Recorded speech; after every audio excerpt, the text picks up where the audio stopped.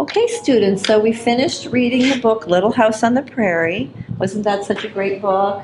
They travel across the country and through every season, challenges and so on. Well, what we're going to do today, we're going to have a task. You're going to draw a landscape that you remember from the book. Okay? So I'm going to pass out. You each have some paper. Just pass those down, please. Pass those down, please. You can share the colors, of course. All right? All right. So remember, your task is to draw a landscape from the book. So, what kind of landscape? Well, anything from the book that you remember. Remember the book Little House on the Prairie? Just any landscape that you could remember from the book. I don't know what to do. Just draw a landscape, Edie. Yeah, and turn your paper this way. Yeah, something grass. something outdoors. Just don't put buildings like you usually. Yeah, that's not a landscape. Okay? So, have a few minutes to draw a landscape. And see who has the best one.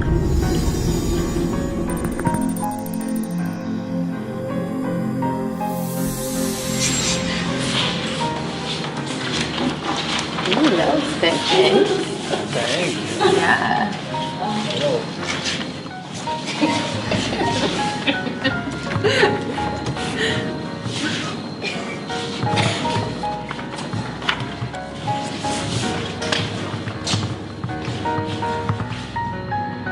Wow, look at these landscapes. Very good. Very different and very good. Well, I think the best one, this is the best one right here. Who did this one? What? Yes, told you. Who did this one? You What level landscape? Told you. No. Told you. What? You see? Now wait, now look at how nice this one is. Look at all the colors he's used. So look at all the colors. Told you. You don't even know what it is. Yeah. It's just a bunch of lines in different colors. I think- You said I a think- landscape. come on. I did the best landscape. Oh, I think this You is, just look at the copied sun here and Yeah. the trees, and he's got an animal and people. That's an animal. You sit next to me. People Yeah. aren't in Yeah, landscapes. you're right. Please tell me it's an animal. You're right. But I mean, they're all good. I just think this one's the best. Yeah. Yeah. I just think it's the best. Told you guys.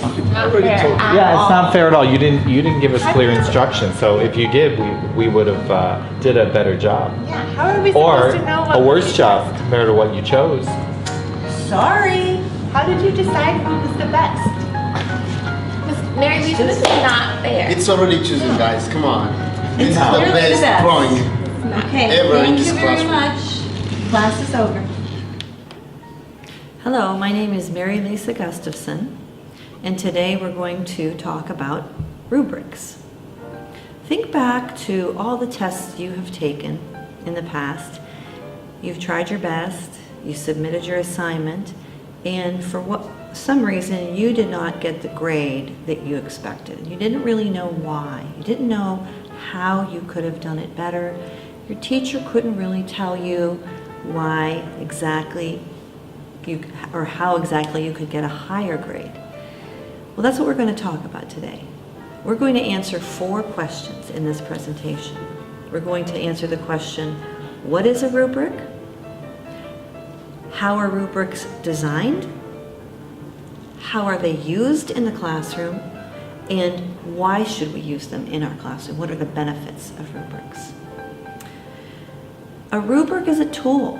It's an educational tool, a learning tool, a teaching tool, and an assessment tool. It's both for the teacher and for the student.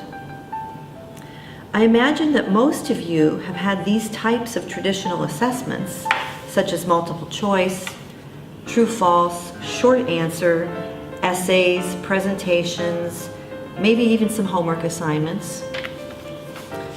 Remember the reason for any assessment: to find out what your students know and what the students are able to do.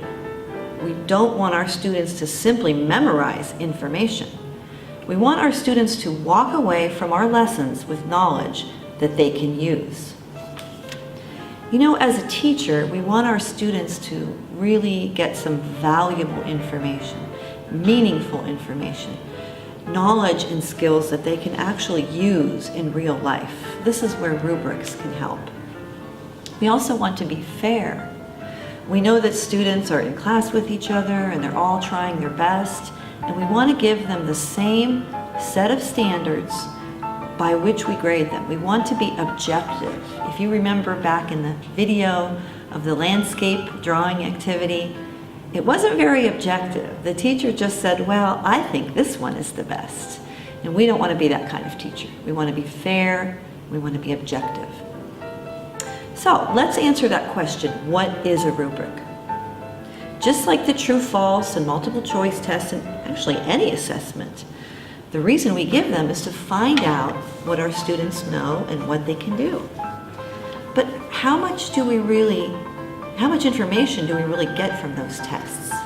This is how a rubric can help. Using a rubric along with an assessment or project is more effective because it is a set of guidelines to evaluate all students' work fairly and objectively. A well-designed rubric focuses on specific skills and knowledge. A rubric gives a student a very clear picture of the skills and knowledge that should be evaluated at a certain point in time. Let's look at an example of what a rubric looks like. This is an example of a rubric for an opinion writing assignment. What do you see on the left side of the chart? These are the specific skills and knowledge that this assignment focuses on. And what is across the top? Across the top are numbers which represent the levels or gradations of quality for each specific skill that the student will demonstrate when writing this essay. Remember, every rubric is unique to that assignment. You have the freedom and the power to design whatever you want as a teacher for your students. Let's look briefly at another rubric. This one was designed for an oral presentation. Look at the list of criteria in this assignment. The teacher is not only looking for the content of the presentation, the teacher is also looking for other things: eye contact, volume, flow, confidence, and even visual aids. The teacher will give each student a copy of this rubric before they start the assignment, so each student knows what is expected of them. Okay, let's continue. There are several types of rubrics: analytical, holistic, and weighted. Now today we will only discuss analytical rubrics. Analytical rubrics all contain three components, three things, and they are, number one, a specific list of criteria. Remember, content, eye contact, volume, visual aids, that was in the oral presentation rubric. Number two, gradations of quality. And number three, lots of descriptive language. I'm going to show you a rubric that I designed for some students last year in Turkmenistan. Now, they were studying sequence words and adverbs of frequency. We had a chart in the class, we had posters, they had little quizzes, they did some homework assignments, and we practiced the words in class. But for me as their teacher, it wasn't enough. I wanted to see that they could actually use these words in real conversation. Again, meaningful. how they normally talk every day. So I decided to make an assignment for them, and the assignment was to write about their daily routine. Now we know what that's all about, right? We wake up, we get dressed, we have breakfast, and so on. And I wanted them to use the sequence words such as first, next, then, later, and so on. And I wanted them to use adverbs of frequency. Things like, words like generally, or usually, or always. I expected maybe an essay to start out like this. I usually wake up at 7 o'clock. First, I shower, and next I get dressed. I make my breakfast. I always eat breakfast, and so on. Now, if you listened carefully, you already heard 2 sequence words and 2 adverbs of frequency. And they're talking about something that they actually do. It's not a sentence out of the textbook, okay? Again, I designed this assignment so that the students could actually demonstrate that they know the words and they know how to use the words. So I decided to design this rubric, and here is how I started. Now remember, what is the first component of the rubric? Right, the specific list of criteria that I wanted to focus on. The specific list of criteria is listed along the left side of my chart.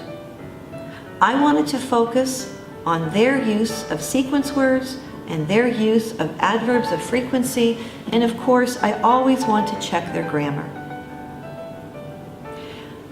By the way, if you have any questions at any time, just write them down and you can ask me later. Okay, so now we know what the focus of this assignment is. Let's talk about the second component, gradations of quality. Now, what do I mean by that? Well, in the past, you might do an assignment. The teacher might say, well, you need to do better, or you need to study more, you need to write better. Well, what does that mean? You might ask, well, how can I do it better? And you as a student, you're confused. Well, the rubric clarifies this before the student even does the assignment.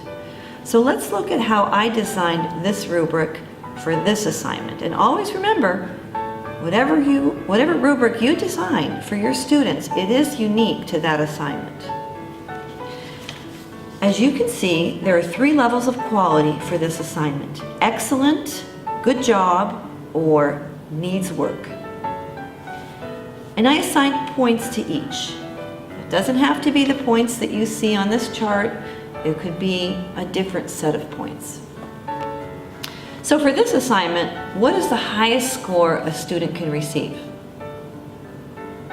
Right, 15 points. Again, this is how I chose to design this rubric. Every rubric is unique to the assignment or the project that you design.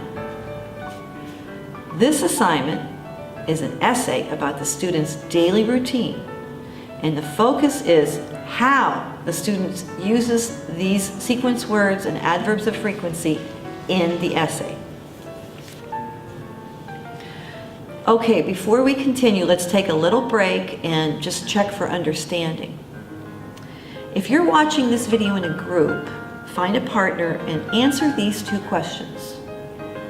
First question: what is your understanding of what a rubric is? And the second question: what is the most important aspect of designing a rubric for your students?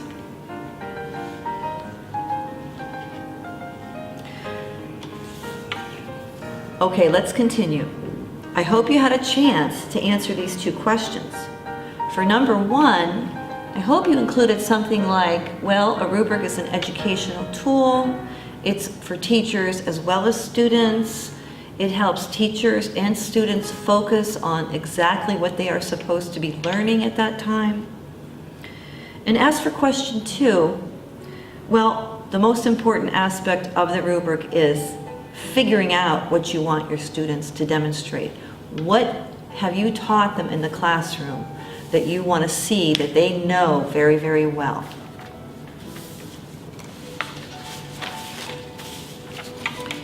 Now we're ready for the third and last component of this rubric, which is lots of descriptive language. And I want to repeat, this is only one type of rubric. There are many different formats, and that every rubric is unique. This is just a rubric format that I prefer. The more you practice making simple rubrics, believe me, the easier it becomes. So now I will show you how I began completing the rubric, and I will start with the very best job a student can do to earn the maximum points and to show excellence in this particular assignment. And as you can see, I used lots of descriptive language, and I was very specific about how many sequence words and adverbs of frequency I wanted the student to use. Okay, I continued with my descriptive language. Take a look at the remainder of the rubric and how I described every component of each skill required.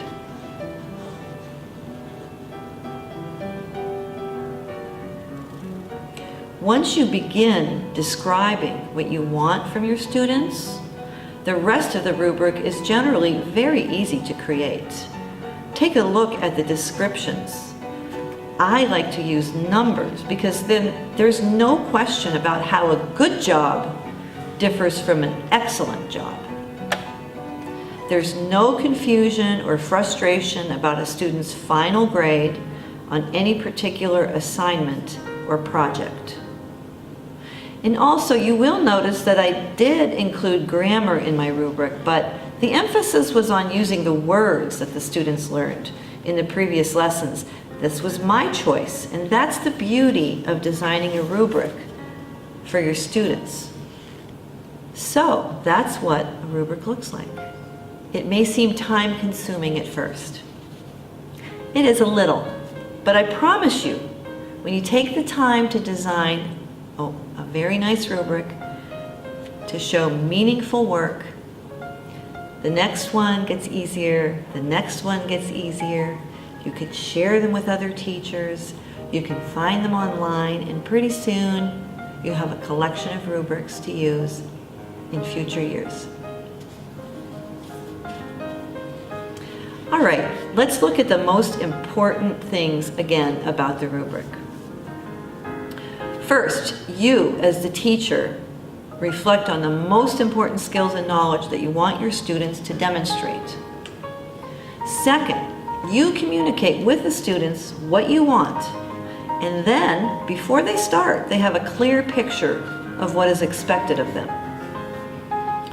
Third, very important for students, every student is graded fairly and objectively.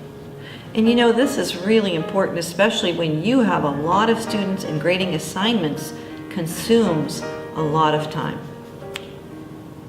And lastly, you can provide specific feedback to each student. You can point out what they did well and what they need to improve. Now, I suggest that you start with one very simple rubric because I gave you a lot of information today.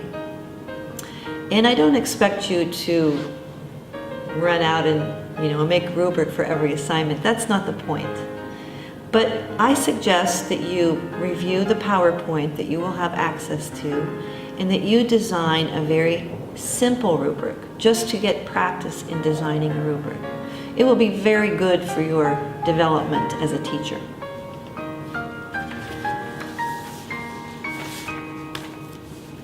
Okay, now you have an assignment.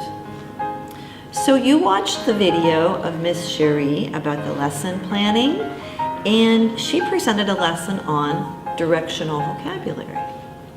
And she provided a handout of a list of many directional vocabulary words. So here is your assignment. You need to design a very simple rubric in which the students will demonstrate the knowledge and the ability to use directional vocabulary. You can model it after the rubrics in this video. You can work with another counselor if you like. Just think about the first step. What is it you want your students to know, and what is it that you want your students to do? All the documents will be provided to you. You will have access to them, as well as the instructions for the assignment. I thank you for your time, and I wish you luck in the teaching profession.